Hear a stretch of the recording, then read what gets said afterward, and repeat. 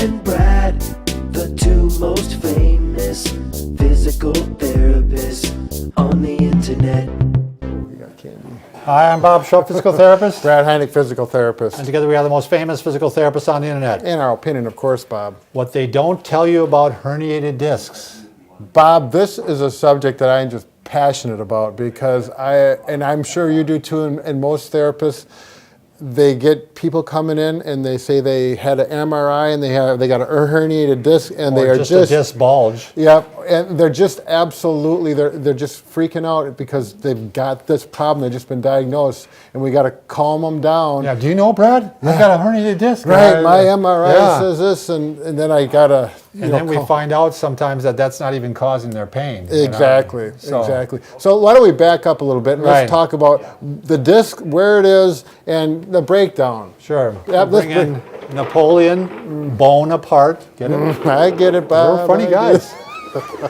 Okay, here we're looking at the back side of Bonaparte. Yep, and most herniated discs either occur in the back, occur right down here, L4, L5. That's majority. So that's where most of the stress is, Brad. If I bend forward like now, if you just think of it as a lever arm, all the stress is going to be right there. Exactly. So it all makes sense. Yeah. And if you want to look where a model of a herniated disc, I don't know, maybe I'll bring this up closer, but there's a red spot right here, and you got it? Good. Thanks, Lonnie. That is a real typical place for herniated disc between L4 and L5, and it's bulging out, typically in the back, in the corner, and that's where it can pinch into that. Back and side a little bit. Yep. And it can pinch that nerve, and then you got the problems down the leg, sciatica, and all those types of things. And that's what sciatica is. It's a pinched nerve quite often. It's just there's pressure on the nerve, and it sends pain down the leg. Exactly. So let's take a look at this herniation, because that's the leg pain we're talking about. If we took L4 and L5 out of there, and I had them in my hand, and then we had a model right here. Here they are, L4, L5, and the disc again. And if we look at that disc, you know, I always thought a disc, when you slip the disc, that you actually, the disc shifted. Yeah, it fell out. Yeah, it was like a hockey puck. And here it is, you know, it just would kind of slide and shift over, and then you'd go to the chiropractor and they'd push it back magically crack you and push it back in, and life is good again. Could be the farthest thing from the truth. Right. Exactly. So we have to put this model away and go to the model. The real model that really does a nice job, I think. Just real quickly, Brad, as an aside here, by the way, if you haven't, I know a lot of you haven't ever watched us before on YouTube, and if you haven't, make sure you subscribe to us. We got a little button right down there below. We upload a video every day, and they're all going to help you stay fit, healthy, pain-free, and maybe avoid going to the doctor sometimes. And more attractive. So back to the disc. Okay, here we go. This is our model. This is actually a coffee cup that looks like a vertebra. Yep, for therapists and doctors who want a Christmas gift. Here's L5 and here's L4. This green ball represents a disc because a disc is not like a hockey puck. It actually has a tough outside that's elastic. Annulus. Yep. And the inside is kind of like a gel fluid. Right. Okay. Almost like a toothpaste, I think. Yep. And they say as you get older, it gets a little more like dried out and crab meat. But we're gonna get back to a younger person. We'll get into that more. So here's L4. Here's L5. Yep. Now the disc, it works like a little shock absorber. When you bend forward, you bend forward like this. It allows your spine to be flexible. If you didn't have discs, you could not be flexible. You wouldn't bend, twist, or extend. So they also give you some height, by the way, Brad. Oh, yeah. And as you get older, that's one of the reasons you get shorter, is because some of the fluid is coming out of the disc. Exactly. So, degenerative disc disease. Right. You know, it's like getting gray hair. You'll hear that when you go to the doctor, too, sometimes. Okay. Now, let's look at a model of a bulging disc.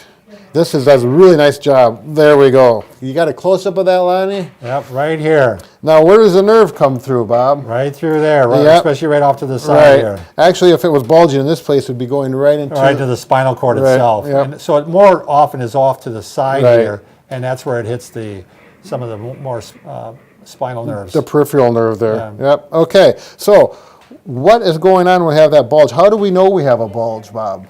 Well, people say, let's get an x-ray. You are not going to see a bulging or herniated disc on an x-ray. That only shows bone, so you need to get an MRI. Sometimes what does show, though, Brad, is that there's not as much space between the bones, and then they suspect that there may be Yep. degenerative disc or that it may be bulging? Sure, that's a good point. Other than that, if we have the space in there, and then with the MRI, you see a herniated or a bulging disc, it's all of a sudden everyone gets lit up and patients really get concerned. But let's go to the facts. They've done studies on people that have zero symptoms, no back pain. They MRI them, and then here's the statistics. And they did it with larger groups of people, so they know these are good numbers. Out of these people, out of these MRIs that they had taken, 38% of them showed they had a disc bulge. So it wasn't a full-blown herniated disc. Again, Brad, did you say that these are people that have no symptoms? No symptoms whatsoever. These aren't people that went in because of back pain. They have nothing wrong with them. And they just did and 38% of them had a disc bulge. Right. 37%, another 37% had a disc protrusion, which is a little bit bigger of a bulge getting into that herniation. 11% had a disc excursion, where actually some of the fluid actually is outside of the disc itself. It actually leaked out. Right, and they call it a sequestered disc. Right, yeah, there's different ways. They have a lot of different terms for very similar things, Brad. Right, and then 4% actually showed a nerve entrapment. And again, all these numbers and people have zero pain. So because of that, they're not going to go and have surgery just because the MRI showed them to have, they got a herniated disc. There's no symptoms. The body has already adapted to it, and it's not a problem. The point we're trying to make with this is that as you get older, this is going to happen to you. Mm-hmm. It's like aging. It's like arthritis. It's like gray hair. Right. It's just all part of the aging process. So don't panic when it's shows an MRI that even if you're having pain along with it, that does not mean necessarily that what's causing your pain. And if it is, it doesn't mean that it can't be treated without surgery. Exactly.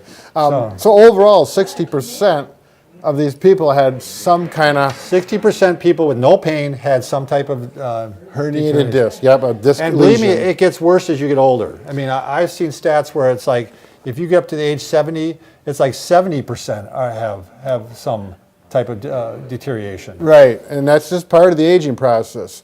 So one thing I would like to show Bob. Okay, what I want to do is talk about the disc itself and have an explanation of back pain, how it starts and can eventually progress into that herniated disc. So if we look at the disc, a nice healthy disc here, and if we were to take a cross-section slice of the disc here and then opened it up to see what it looks like inside. So in other words, it's like this picture would be like this. Yeah, the disc would be here like that pancake. We cut it. I'm flipping it over so you can see you're looking at it from a top view. Exactly. Right. Now, the outside of the disc is that annulus. It's a tough, flexible, fibrous material, and it allows that flexibility so you can move and whatnot. Inside, there's a gel or liquid type substance, and that is just like that. It's like a jelly-filled donut. Yeah. Okay. So this red represents that jelly. The blue represents the annulus, and the annulus isn't just like a balloon. It's just not like a one wall. There's actually layers upon layers, kind of like laminations. Is that what these are, layers, Brad? Right. Okay. And when you're bending forward or sitting with poor posture, the force may want to have this fluid go this way all the time. So more gets here, less gets here. So this would be the front of the body. Right. This would be the back of the body. So when you bend forward, the fluid actually starts migrating towards the back. And it doesn't just go and make a big bulge right away. It'll start migrating through the layers. Here you can see it's getting there, and it's going to work through here and get halfway through. And as it's happening, this is creating pain. And it might create pain here. Sometimes it may be radiating over here or down into the buttocks. And it's the early phase of a herniated disc. As it works its way through, and this is where, when you do the proper exercises, you can reverse it the easiest. Once this travels through these layers and these laminations, it starts to get to the outside layer, and you start to get that bulge and a true herniation.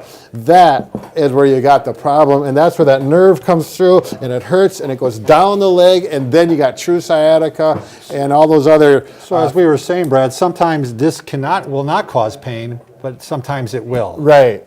So, we can't always blame it for our pain. Exactly. But when you're showing the instances where it does cause the pain, and why don't we show Brad on a person what involves. Okay, You know, let's so do that.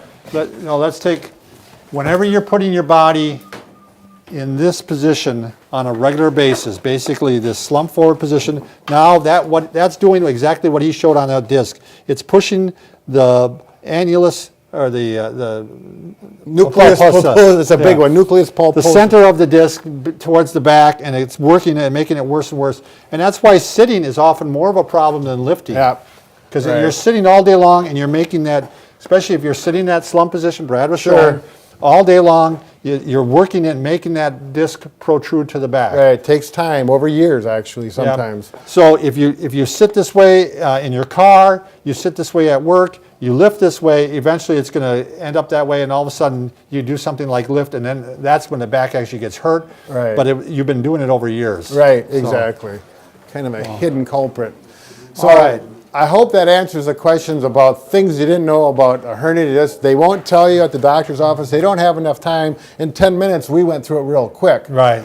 So it's good information. Keep it in mind. It's going to help you save some gray hair. Yeah, thanks.